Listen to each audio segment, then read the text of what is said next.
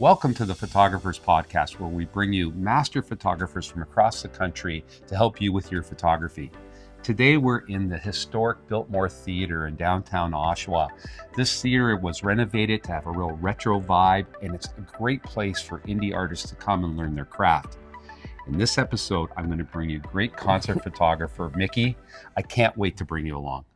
Welcome to the Photographers Podcast, where we interview photographers from across the country.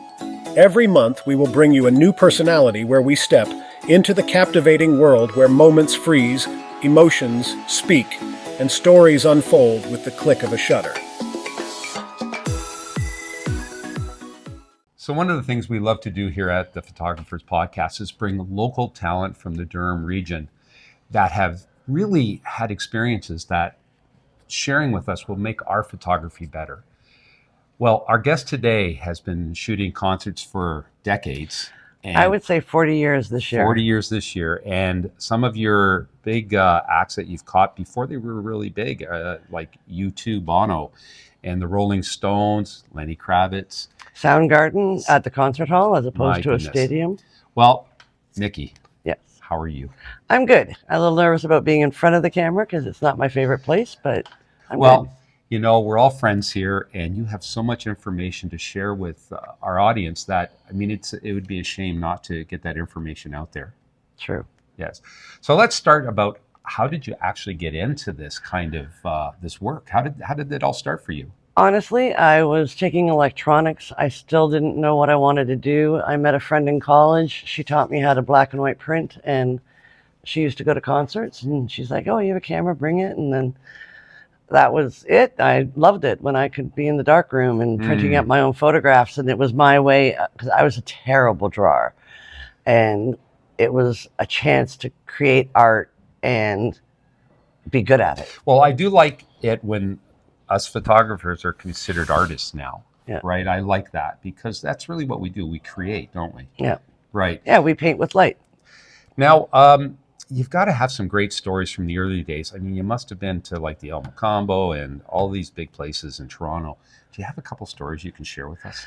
Yeah, well, actually, one of my favorite stories from the Elmo is Sebastian Bach from Skid Row came in and brought with him Tommy Lee.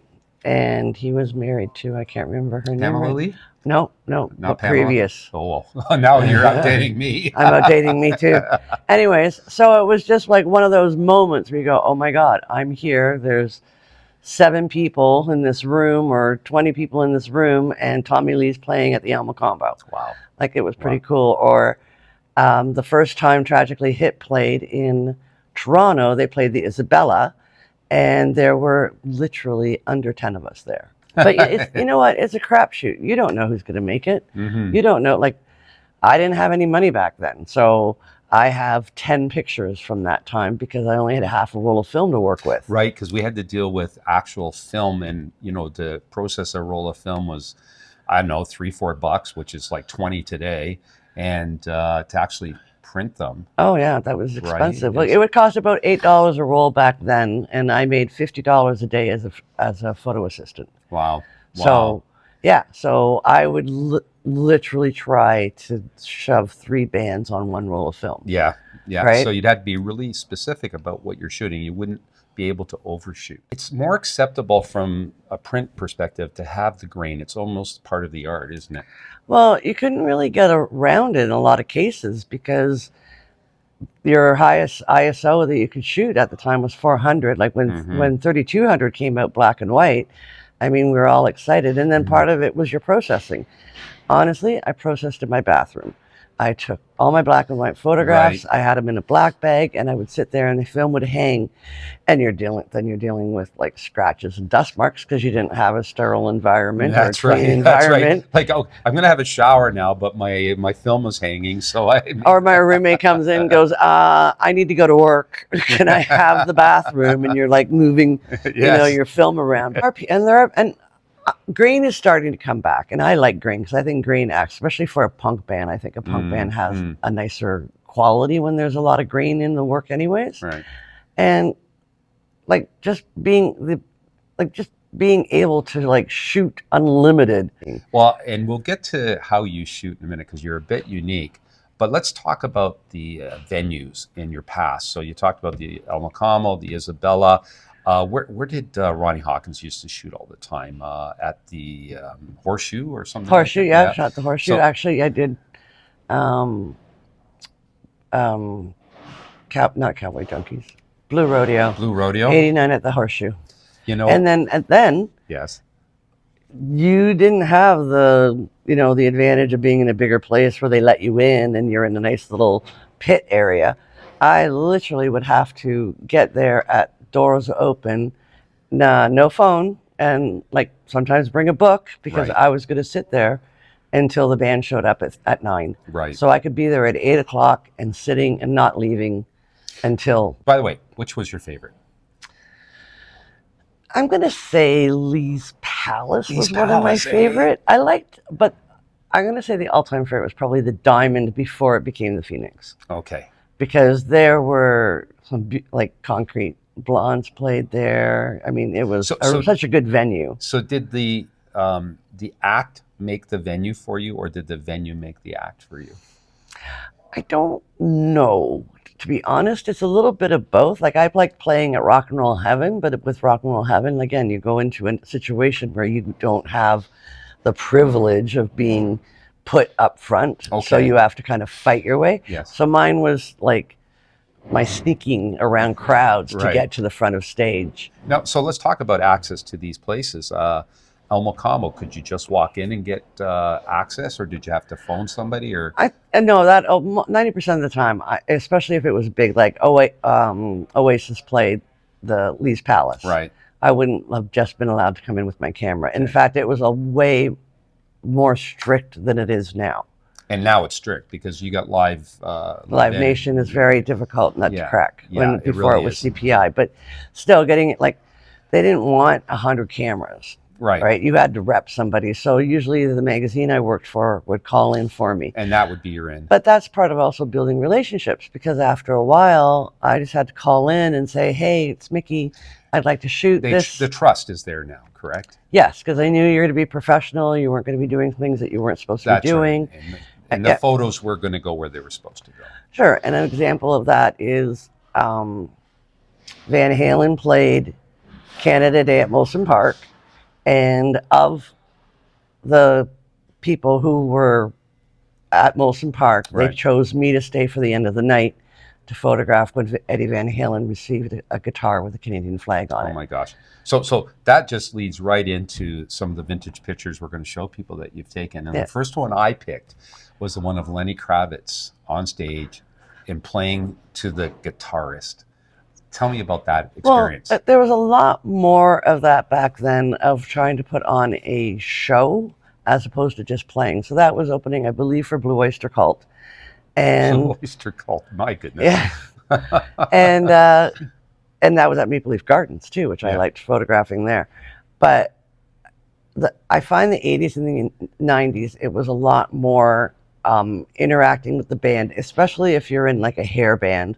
Because a band like Poison or Motley Crue, they really played up to the crowd and the photographer, so you're able to get those iconic pictures. So with Lenny, I take it he was really good at doing that.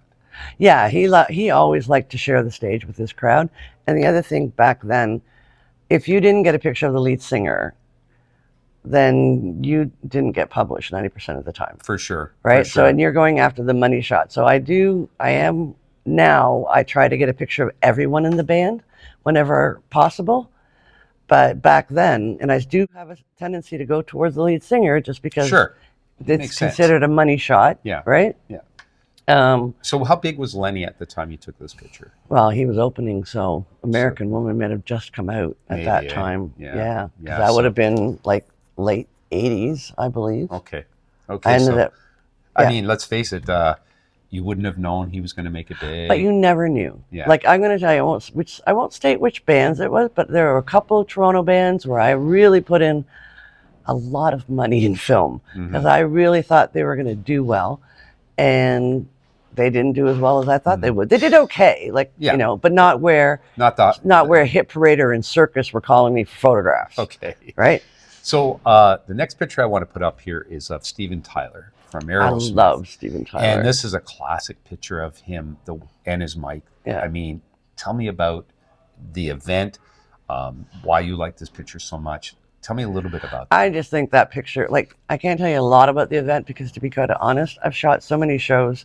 I think that's from the Permanent Vacations tour. So it was just maybe. And ran into Steven Tyler and had him sign it for me, which I don't normally do, get people to sign pictures. I like that picture though because on my magazine that I started in 1990 with my friends, he was the cover photograph. And well, it's an iconic, that's when people you don't have to tell them who that's a photo of, they know. Yes, right? Exactly. I love that. And it was like the gods were on my side that day. The lighting was perfect. His moving around, because you got to, like I said, you don't have a lot of money to spend on film. I mean, if I had the money to spend on film of what I could get in digital now, oh my gosh, it'd have been crazy. It would have been 10 rolls of film per show. But then 300 hours worth of processing. It was still a lot easier back then, sweetie. No, because it was still a lot easier because as a photographer, you want it, because those tools are available to you now. You get it tweak it. You get it right in the camera, right? In the old days, you would have to get the picture right. Yes, you would have to get your crop. Your everything had to be perfect, and then your darkroom skills had to be good. Because I could take ultra thin negatives and still get a picture out of it. So the next picture I want to bring up is of the Tragically Hip, and I would imagine this is them starting out still? Yes, that's if it's the picture I'm thinking of. At the Isabella. Oh my gosh! So the Tragically Hip, which is quite likely the most famous Canadian band, I want to say ever, but pretty close. Yeah. And how was that for you to shoot? Like, what was that like? Oh, I thought it was pretty awesome because, at the time, I didn't know them, and the difference is, the Tragically Hip were from Kingston, so they didn't hang, as far as I knew, a lot.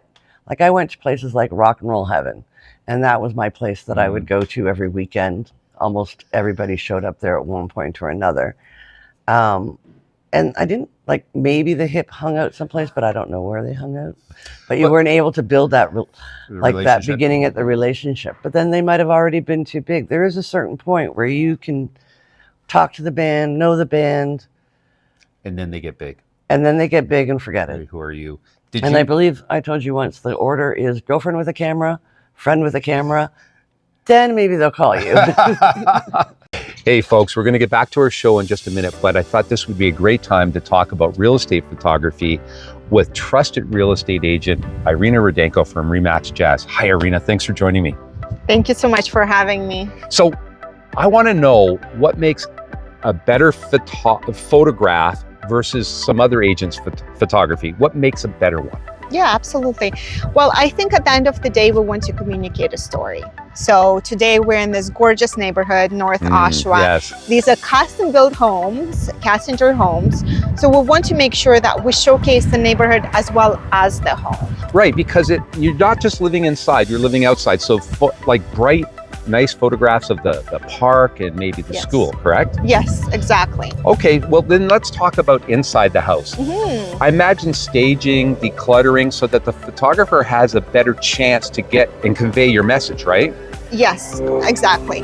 So just think about it. Right now there is probably 1,000 different options for buyers out there in the market. Right. So we want to make sure that when they look on MLS or Realtor or any other sites, they can be captured with the information and specifically photography when they're seeing it. So getting the features, right? Making it so you can picture yourself in the room. That's what the photographer has to do, correct? Exactly. Right. So it is definitely a package. At the end of the day, we like to work as a team because you can have great photography, but if there's a lot of things happening in the house, a lot of clutter or things are mismatched, it's hard for people to visualize themselves in the space. Yeah, so, I would imagine. So guys, we're going to go back to our show, but I just want to thank Irina for helping me out here. Irina, if somebody wants to get in touch with you, how would they do it? Yeah, absolutely. You can just give me a call, 416-220-0205. or you can visit my website at rudenkohomes.ca. Great. And thanks again. And guys, let's get back to our show. Did you get a sense that the Tragically Hip, they had a different sound, right? They did have a different sound, Did you get a feeling? they didn't have it all together yet then. No, eh? You don't, like I said, you could see somebody on stage and think, oh my God, these guys are going to be huge. And you could be wrong. Could be wrong. But it's a crapshoot. But that's a crapshoot as a photographer also, right? There are some photographers who they just took a photograph or they just had the right connection at the right time. Right. And they can, it's hard work, knowledge, but luck. Yes. Yes. Right. And I think too, treating all bands the same. Like I'd like to get to know them. I like to get them to trust me that I'm going to do the best job I can for them. So my job is to photograph people while they're on stage. Their job is to be on stage. I always had very definite roles. I would not interrupt somebody's privacy. And there could have been some great photographs on that, I can tell you. But that wasn't up to me to violate their privacy. Yeah, and that brings the trust back in.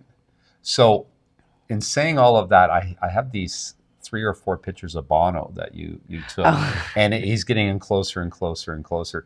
You got to tell me what happened there. So they're not the best. They're not the best. It's technically, okay, but you were there. But okay. So it was the zoo tour, and on the zoo tour, YouTube let the photographers come on stage. Now, part of photography is position, position, position. Find your spot. Find a place where you think you're going to get the best angle from. Photograph comes with experience. So I found my spot. And there was a speaker directly behind me. So one of his monitors was directly behind me. And at one point, Bono was coming closer and closer to me. And I kept leaning back and leaning back. And then I ended up like on my knees, leaning back so I could get back as far as I could. So you can get all of them in. Yeah, exactly. Because he just kept coming closer and I didn't know what was going on. And he ended up kissing me on the cheek. Right? Which was, that was really cute. But I have those last... Before I had to drop the camera because he was going to hit the camera. Yeah, he was coming in. So I thought, and it was cute. What a great story. And you don't know what to do afterwards. You're like, I'm on stage, I've got a camera, and Bono just kissed me. Yeah, and don't wash your face for a while. How's that? He was a little sweaty. I had to wash my face. So if those aren't enough great experiences, I have one picture left here to show of Mick Jagger on stage with Lenny. Yes. And I mean, was this... he was a backup person. Was this Mick Jagger just going out on his own? Was he with the band? No, this would have been... I'm going to think it was Steel Wheels, because after that, Lenny Kravitz became more famous. Okay. Right? So I'm going to think that it's so that would have been 84? Or maybe it was Voodoo Lounge Tour. I got to look at the dates. Okay. But, who doesn't want to photograph the Stones at least one time in their life, or Bowie at least one time in their life? It's not just a photograph. You're right there. Yeah. Like, we're not at back of house. Like, sometimes we have to be. You're right there. And you've got 2 iconic people in the same frame. That's another thing. Yeah. Right? So those are keepers for your life. Yeah. And I like at this point, then in the 80s and 90s, you're always chasing the bigger band. You wanted to get in on the Madonna or the Stones and all that. Mm-hmm. And I maybe because the perspective of now that I have now, those bigger bands aren't going to help you financially. No. Right? And since before there were magazines out every month, Hit Parade or Krang, right, these metal magazines, you had a venue to showcase or sell your work. I get paid occasionally. Right. So you went through did you go through scanning them all in? I'm still in it. My husband purchased me a scanner in, I'm going to say 2012, 2014, that time 10 period. Years ago, yeah. Yes, because he's my person who pushes me out of my comfort zone. And so I started scanning the photographs, because what are you going to do with them? Right. And you don't, and it's history. You don't want to throw them away. No, and that's it. It's history, right? You have the history that nobody else I know has. Yeah. Right. So I mean, At the time, you might have 4 to 5 photographers at a show. Yeah. And I would have been one of them. Yeah. So right? think about just the odds now, right? Yeah. And now you could have, I've gone to shows like at the Riv and there's 9 photographers. And No. Yeah. I'm like, oh, why? It's elbows high. I know. Let's talk about how photography has changed from those days to today with the gear and whatever. And I want you to tell the audience a little bit about why you love bringing a ladder with you. I do not get away with it everywhere. Only a couple of places let me bring my ladder, but I am vertically challenged. I'm only 5'6". Yeah. And I don't understand when somebody 6 foot tall is like at the front of stage and I can't see them. One of the reasons especially for women, do not look good when you photograph them from underneath. It just right. You want to kind of be. Nice shot. It's more dynamic when you're at eye level, correct? But that's my style. Yeah. Right. And I like to make sure people know this is what it's like to be in the front row, or this is what it's like to be in you almost feel like you're like, I think I photographed that. You almost feel like you're in it. You're like, well, this is your view, and that's the view I'm trying to show you. And with the gear, you're carrying 2 cameras most nights when you're doing this? Yeah. I've gotten it down the last year or 2, depending upon the venue. If it's a sold-out show, I definitely need a longer lens. My husband likes to refer to me as ladder lady. Ladder lady. You know that. And I think that's lady of the ladder. Lady of the ladder. Right. Well, I hear ladder lady. So, so now right. I'm showing some of your more recent photos, and the style's kind of the same as your old, except of course, the clarity's better because of the gear. But I do feel like I'm in those pictures. I'm really happy you brought that up, because when I was going through the pictures to figure out which ones I want to show, I thought, I feel like I'm there. Yeah. When I look at your work. So now you brought up shooting for publications, and I know you're tight with Slow City. Yeah. Tell us about that publication. Tell us about Slow City. We're trying. With Slow City, Will McGurk and I are working together, and we are trying to bring awareness and culture and what's going on, and also to archive what's happening in Durham, because if it's not us, who's going to do it? Nobody. Yeah. Right. One of the guys that I'm a big fan of is Scott from Black Rose Entertainment. Oh, he's awesome. I love Scott and his wife. He's got Tom Cochran coming in. Yeah, exactly. Saga was in there. Like, you can get some of these bands. And I have, right? And that's like what's one of the things I love about going to the Regent Theater, is that instead of seeing like Rick Emmett when he was in Triumph, that's a big show. They're running around stage. They're trying to get a photograph. When they're in these smaller theaters, it's such a great way to relive those moments, and I think Scott does a great job. Right. His latest one with Andy Kim and oh my gosh, who was the other photographer there with him? Brown. It was Dan Hill. Dan Hill, right. It was just a quiet night, them talking, and us being able to get these 2 iconic singers in a moment where it's just quiet and they're smiling and they're having a good time. But what's better than hearing Rock Me Gently with Andy Kim singing it? Because I had to leave, right? Because I was doing a bunch of shows that night, but I came in just in time to see hear Andy Kim sing Rock Me Gently, and then Dan Hill do what sometimes when we talk. Okay, let's get on to anybody that wants to kind of get into this kind of world. Any tips and tricks, or what they should do? Come out like I just read a thread on Instagram where somebody said people want me to come and take their picture, but they won't pay me. You have to keep in mind that the bands you're photographing might not necessarily have money, and you have to put your ego at check. A band is going to pay $7,000 or $8,000 for a video shoot before they give you money for a still shoot. Yeah. Right. Mm-hmm. So yeah.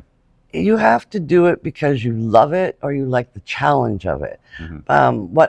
And this is my age showing, but what usually happens is a few gung-ho photographers will start out when they're 20, 22, and by the time they're 30, they want to eat. So they have to get a real job. They go get real jobs, right? So that, and I'm still there, right? Because I do it because I love it. Yes. I had a good paying job. I did the same thing. I was 26. I didn't have a job with a pension. I got yelled at by my dad to say, I'm not supporting you anymore. Go get a job, a real job. And I think as well, getting into the smaller theaters, the smaller venues where you can get to know the people that are running the place, give them a few freebies. Hey, let me grab some shots. I'll give you some so you can post them on your wall. Yeah. You start building those relationships, and then eventually it's, come on in. Yeah. Right? Yeah. And the other thing I would recommend for a photographer nowadays is to take some kind of journalism course, because if you can do a review, you can get picked up by, I'm dyslexic, so I don't do reviews because was my dyslexia.